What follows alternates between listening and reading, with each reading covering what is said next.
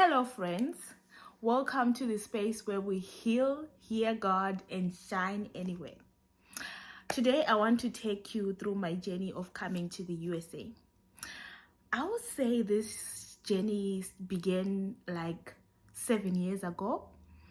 I came to the USA in December 2023. You might be wondering what took you so long to bring this story along. I don't know too. Like, I have been procrastinating to say I'll bring the story, and so many people have been saying, please do share with us, please share a video with us. Well, the time has come. I finally sharing that long awaited story. So I would say this journey, before I came to the USA, that was in 2023, I would want to believe that this journey began in 2019 when I got married.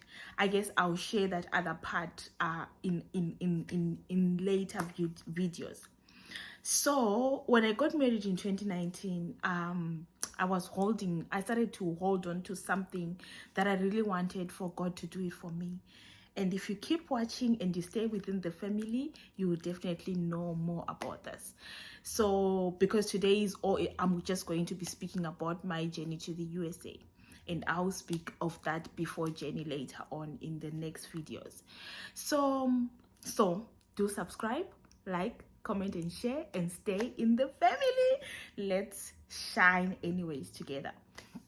So basically I would want, as I say, that this journey began, I would say, in 2019, but it was not of coming to the USA, of relocating. Things took a turn that we're not expecting. For 5 years I was crying, like I was longing God.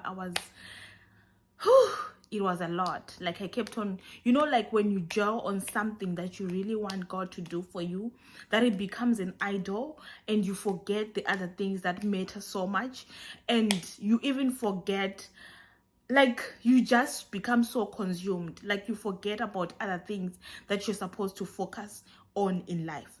That was me at that point. So I remember in 2023, that was in March 2023, I had a conversation with God where I cried. Like I shut doors on everyone. I remember it was a weekend and I was on my own. I just stayed and I cried to God. I did not cry, guys. I wept. I was weeping. I wept. And I said, God, I'll never cry about this. I'll not worry anymore about this situation. Please help me to surrender and give it to you. When your time is right, you will make it happen for me. From now onwards, I'm going to trust you.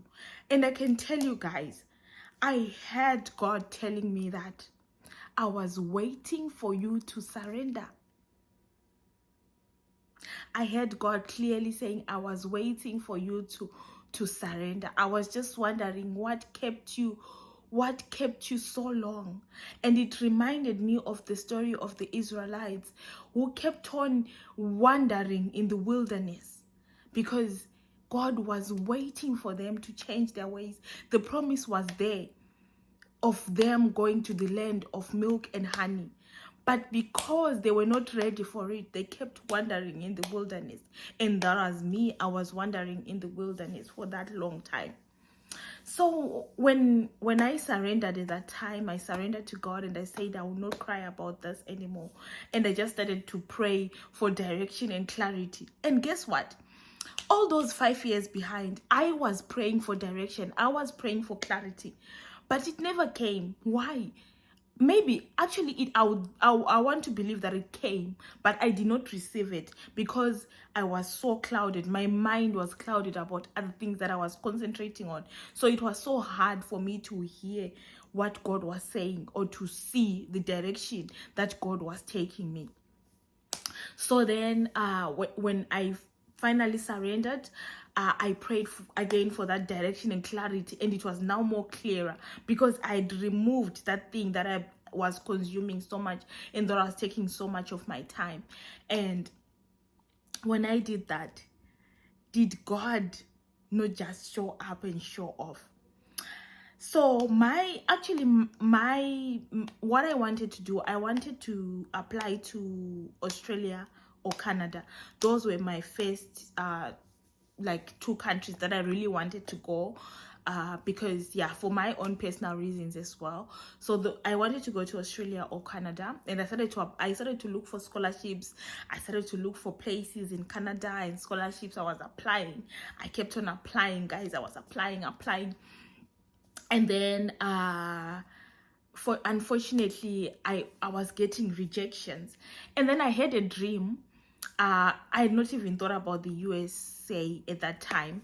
I had a dream. I don't know why it never really like lingered in my heart, you know, like it never like dropped that in my spirit. But then I had a dream when I was coming to the USA, and things were just like, it was just showing positive signs and everything. And then I just thought, oh, maybe God is telling me that I'll get that scholarship that I applied for in Australia, or God is telling me that I'll get that scholarship that I applied for in Canada, because I not applied anything in USA. So the dream just had to mean something, so I had to align it to what I had applied for in that time. Oh, did I know God has a sense of humor, guys? And then there was this other friend of mine who kept on saying, Rutendo, apply in USA, apply in USA. So I didn't even know where to start. You know how USA is so big. And now I didn't know where to start. I didn't know which schools to choose. And I just knew that I wanted to do something that had a connection to my bachelor's degree, and something that could help link me to helping people and being a community person. You know, I've always loved to do social work and stuff. So I was just looking for something that was in that direction. And then as I was just searching on these other links that were sent on this other group that there were schools that were saying that they waive application fee, so you could apply to the school and you don't pay application fee, and you get a promo code when you attend a webinar. And then the first school that was on the top was American University, the school that I ended up going to. So when I saw the school, I just went on the website, and wow, it was so easy to navigate. Remember I told you that I had applied to some schools in Australia, to some schools in Canada, and also at some point I had searched for some schools in the USA. But American University was the first website where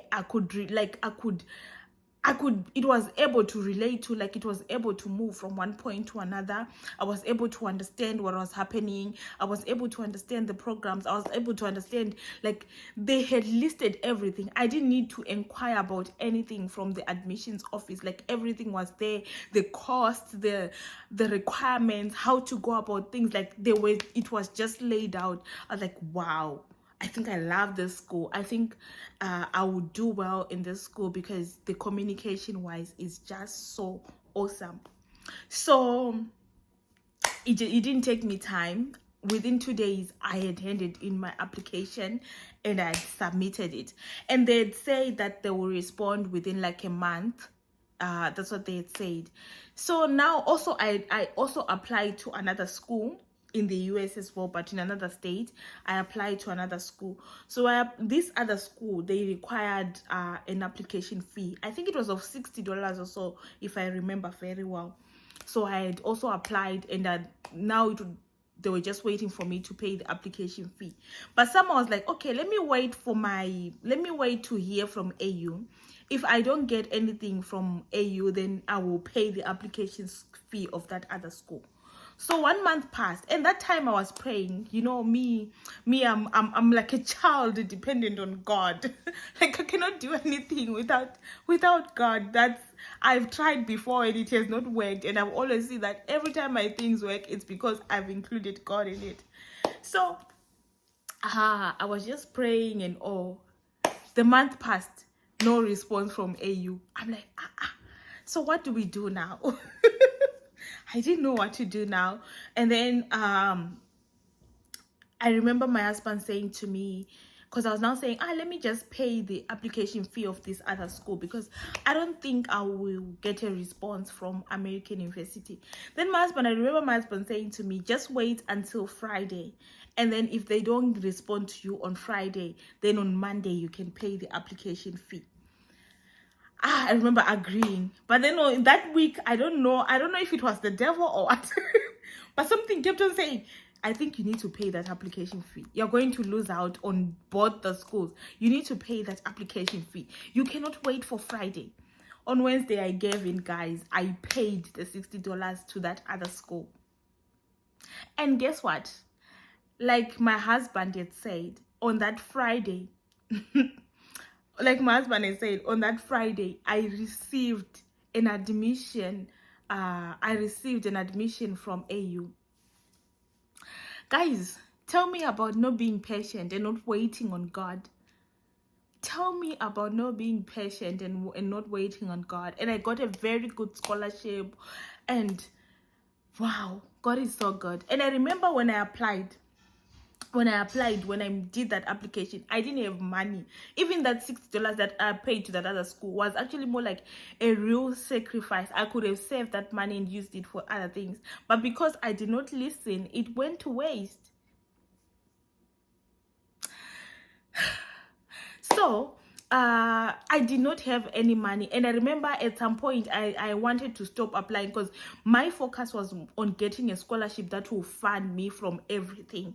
And those scholarships I was just getting rejected from Australia and Canada, as I was telling you. So now I was now just thinking to say, if I'm going to apply to USA, I will need funds until I get there, and the scholarship will only be applied when I get to the US. I will need funds from all the other expenses that I needed, to the flight ticket, to the accommodation. So that worried me so much. At some point, I just wanted not to apply. I was just hesitating, but I just applied with faith, with no money, not even knowing where I was gonna get the money to pay, like the deposit fee that they wanted as soon as I got admission. But God is God. When I got the admission, they gave me like 2 weeks to pay the deposit fee. I didn't even know where I was gonna get the deposit fee. I think it was almost about $500, and things were hard at that point. That you know when you're in Africa, $500 is not easy money. But God came through, and we got the $500. We paid the deposit, and we continued with the processes. And then because I had gotten a partial scholarship, and I needed to supplement it with a loan, and this loan company, they had given me part of the loan, but I could not get my I-20 from the school because the money that I had been approved for was not enough. It was short of about 8,000 or so. Then the stresses began. I was like, God, you brought me this far. You cannot leave me. Like, that was my prayer. And I applied because I would hear other people saying they were applying again to that same company and they were being rejected for the extra funds. So now I was scared. I remember I went to my pastor at that time and he prayed with me. And I remember he preached about send Judah first. So I would worship and praise. I would praise and worship the whole time. I was just praising God, saying, God, you are good. I sent Judah first because Judah means praise. So I sent praise first. I sent praise ahead. And guess what? When I applied for that extra funds, it was approved. I was like, wow. And I sent my papers to my school. They sent my I-20, and when my I-20 came, it was now time to apply for the visa. And this thing was, because I started this process in August, and now this was now November when I got my I-20. This was now November, and I was supposed to be at school by January. So now also, like visa dates are a challenge to come by.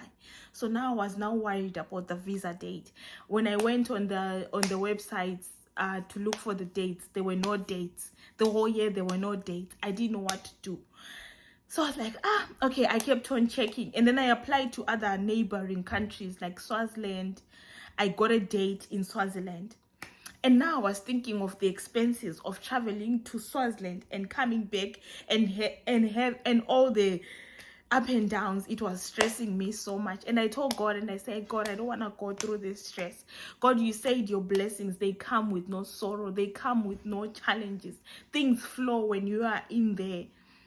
And then somehow, when I was now starting to prepare to go to Swaziland, because I had already booked that date that I found, when I was now preparing to go there, something said to me, just check for dates in Zimbabwe. And then I just opened my laptop. I checked for dates. It was on a Friday, I think, and my interview in Swaziland was supposed to be the following Monday. And then when I just opened the laptop, when I opened the date, I found a Tuesday date in Zimbabwe. I like, praise God. I just knew that this was God.